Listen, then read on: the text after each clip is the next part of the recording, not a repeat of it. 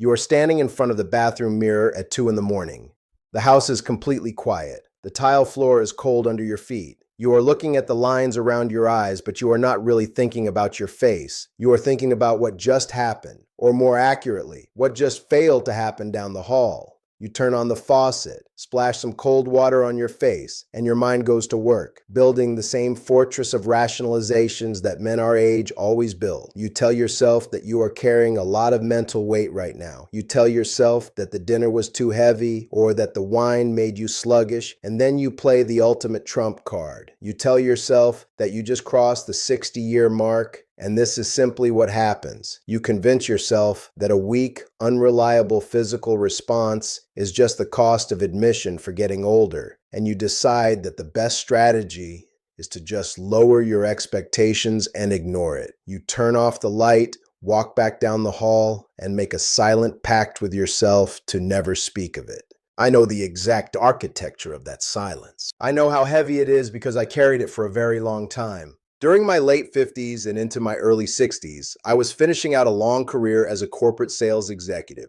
My entire adult life had been built in airports, hotel rooms, and conference centers from Austin to Chicago. I negotiated contracts, I managed teams, and I operated on the belief that I could outthink and outwork any problem in my path. I lived on a strict diet of adrenaline, cortisol, and dark roast coffee. I treated my own body like a piece of least heavy machinery. I ran it hard. I ignored the scheduled maintenance, and I assumed it would just keep operating on sheer willpower. When the machine started to stall, when my predictability in the bedroom vanished and the morning response became a ghost, I treated it like a bad quarter. I went into crisis management mode. I hid it. I ignored it. I looked for workarounds. I look back at that time now, and I realize that ignoring a weak, failing physical response was the single most dangerous decision I made in my adult life. I thought I was protecting my pride. I was actually just closing my eyes while the foundation of my house cracked in half. If you are an older man, especially if you have crossed that 60-year threshold and you are noticing that the engine is struggling to turn over, you cannot look the other way. You cannot dismiss it as a natural consequence of the calendar. There are specific, undeniable realities attached to that physical weakness. They are not just sexual problems. They are systemic failures. The first reality I had to face, and the most critical truth I ignored for years, was the mechanical meaning of the failure. I used to believe that when things stopped working, it was a failure of desire. I thought the signal from the brain was just too weak or that I was too distracted. But I am a guy who understands supply chains and infrastructure. When I finally got tired of rending my confidence and started researching the cardiovascular reality of the male body, I realized I had the equation completely backward. An erection is a hydraulic event. It requires clear pipes, strong pressure, and a highly responsive signaling system. Those pipes are lined with a living single layer of cells called the endothelium. That lining is responsible for manufacturing a chemical messenger called nitric oxide. Nitric oxide is the exact signal that tells your blood vessels to relax, to widen, and to allow a heavy volume of blood to rush in. When your erections become weak, it is not a lack of desire. It is your body handing you a diagnostic report that says the endothelial lining is damaged. The factory has stopped producing the signal. The pipes are rigid, stiffened by decades of chronic stress, poor sleep, and a nervous system that is stuck in a permanent state of emergency. A weak physical response is the absolute first warning siren of a failing cardiovascular supply line. When I ignored it, I was ignoring the fact that my entire circulatory system was begging for maintenance. I was driving a car with the oil pressure light flashing, pretending the bulb was just broken. The second cost of looking the other way is what the silence does to the person sleeping next to you. When the engine stalls, your immediate instinct is the cover-up. Because you cannot guarantee that your body will cooperate, you decide the safest route is to avoid the road entirely. In my first marriage, I became an expert at creating artificial distance. I stopped initiating. But I could not tell her that I was terrified of a mechanical failure, so I had to invent reasons for the distance. I would pick petty arguments over the logistics of the house just to freeze the atmosphere in the room. I would stay up late watching television programs I did not even care about, just waiting for her to fall asleep so I could slip into bed without having to face her.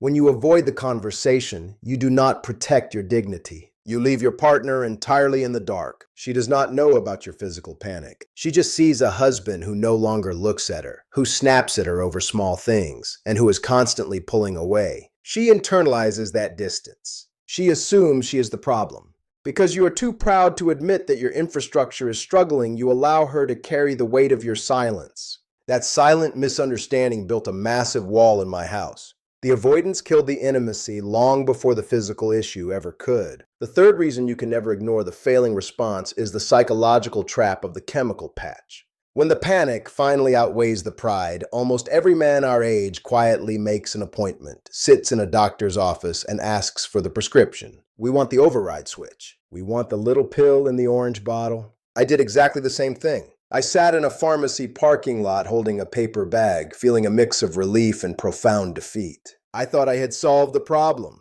But when you rely on a chemical patch, you are treating a massive systemic failure as if it were a minor local inconvenience. You are artificially forcing heavy blood flow through rigid, damaged pipes. You are not clearing the rust. You are not repairing the factory.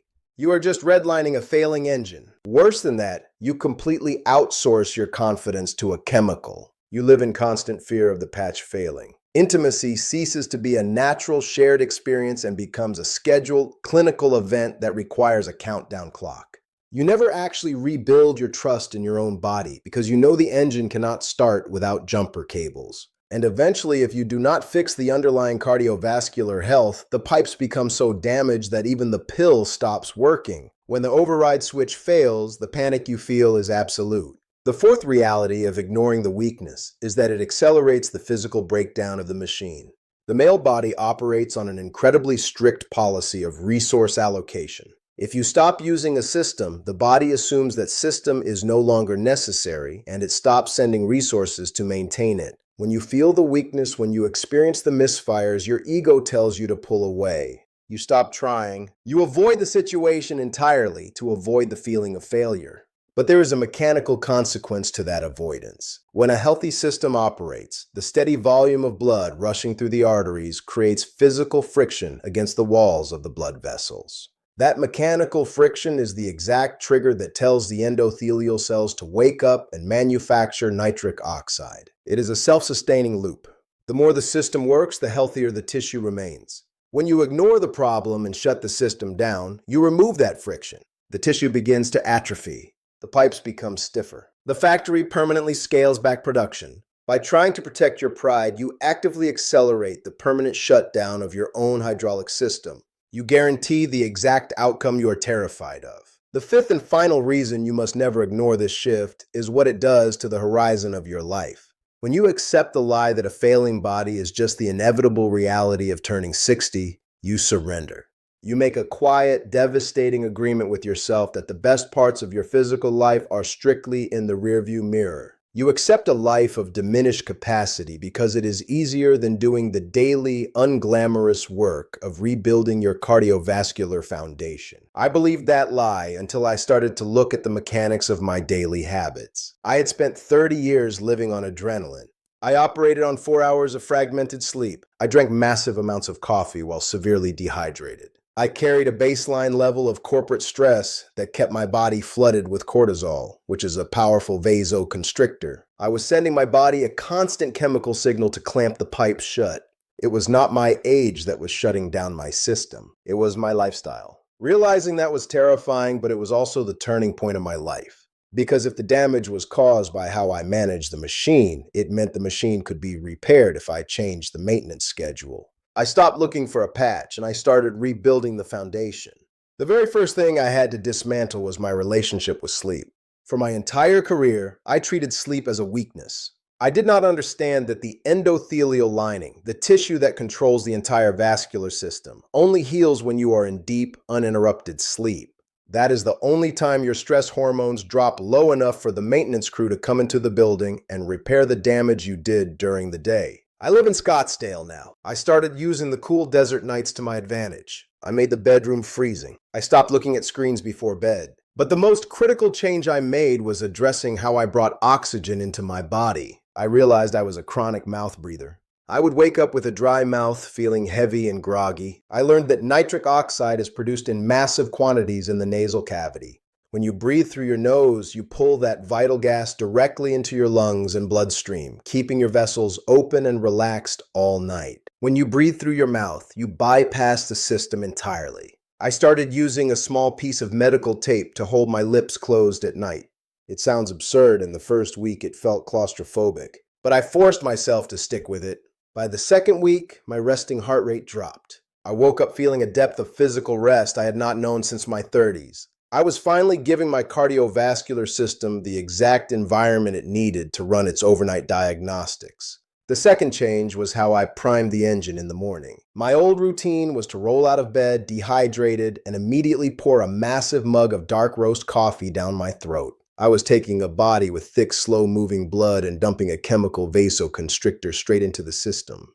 I was telling my pipes to clamp down the second I opened my eyes. I reversed the sequence. Now I wake up early. The first thing I do is walk to the kitchen and drink a large glass of room temperature water with a pinch of high-quality sea salt. The salt provides trace minerals. I flush the pipes. I give the system volume and fluidity before I ever introduce a stimulant. I wait an hour before I touch caffeine. You cannot push sludge through damaged pipes and expect the engine to respond. You have to provide the water. The third piece was shifting my philosophy on movement. When guys my age decide they need to fix their bodies, they usually join a gym and try to punish themselves back into shape. They lift heavy weights or run on hard pavement until they are exhausted. But when your system is already compromised, intense physical stress just causes your brain to dump more cortisol into your bloodstream. Your body feels attacked, and the blood vessels clamp down harder. I shifted from exhaustion to circulation. I started taking long, brisk walks through the trails near my house every single day. When you walk at a steady, elevated pace, your heart pumps a high volume of blood through your arteries. That rushing blood creates the physical friction against the endothelial cells that wakes the factory up. I am not walking to build massive shoulders. I am walking to manually clear the rust out of my supply lines. And the final piece was the psychological environment. I had to stop flooding my own engine with fear. I am married to Alyssa now. She is 9 years younger than me. She is a woman who values directness, and she has absolutely zero tolerance for men who hide behind their pride. When we first got together, I was still in the middle of rebuilding this system. I was terrified of a mechanical failure. But because I understood the cardiovascular reality of my own biology, I did not hide. I sat her down on the patio one evening, and I told her the truth. I told her about the supply lines. I told her what I was doing to fix the plumbing. I explained that if the engine was slow to respond on a given night, it had nothing to do with my attraction to her, and everything to do with clearing out a lifetime of bad corporate habits. She did not pity me. She respected the ownership. She became my partner in the process. We removed the performance anxiety from the house. If we are exhausted, we go to sleep. If things are slow, we do not panic. By removing the fear of failure, I stopped triggering the fight or flight response in my own bedroom. I stopped flooding my body with adrenaline, which finally allowed my nervous system to stay in the state required for the machine to operate. I am going to be completely honest with you about the timeline. When you spend decades ignoring the dashboard, you do not clear the lines in a week. When I started taping my mouth, hydrating, and walking, the silence remained. For the first few months, I was still waking up to a cold engine. It is a deeply frustrating place to be. It is the exact moment where your mind tells you to quit, go back to the pharmacy, and accept defeat. But I kept visualizing the infrastructure. I kept telling myself that healing takes time. It was about 4 months into this process. I woke up early one morning before the sun was up. The house was quiet, and I felt a pulse. It was faint. It was not the roaring response of a 20-year-old, but it was a physical signal that the system was trying to run the diagnostic test. The factory was finally producing enough nitric oxide to get the message through the lines. I laid there in the dark, and a massive weight lifted off my chest. I realized my body was not permanently broken. The engine still wanted to run. It just needed me to stop sabotaging it. Over the next year, the consistency returned. The mornings became predictable again. And the psychological shift that comes with that mechanical recovery changes everything about how you carry yourself. You stop walking through the world like a man holding a secret. The confidence returns because it is rooted in physical reality, not a chemical trick. I look at my son, Ethan. He is 31, working in commercial real estate, running his life on the same adrenaline and stress that I used to run on. I try to drop hints about infrastructure. I tell him that every skipped hour of sleep is a withdrawal from an account that he will eventually have to pay back. I want him to protect his foundation now, so he does not have to spend his 60s trying to rebuild the walls. And I look at the guys my own age. I see them carrying that quiet resignation. I know they are staring at the ceiling in the dark, wondering if their physical lives are just over. They do not have to be over. If you're an older man and the engine is stalling, you have to stop looking the other way. You have to stop doing the things that are choking your own system. Put down the chemical patch. Stop accepting the excuse of your age. Start taping your mouth at night and protecting your deep sleep. Hydrate the engine before you hit it with caffeine. Start walking every single day to wake up the endothelium. Have the honest conversation with your partner and take the pressure off the room. It will require patience. It will require you to forgive your body for struggling and to forgive yourself for neglecting it for so long. But the machine is incredibly resilient. If you clear the lines, if you change the environment, and if you stop treating the symptoms, the system can come back online. Do not spend the rest of your life in silence. Read the dashboard. Start the maintenance tomorrow morning. Simple as that.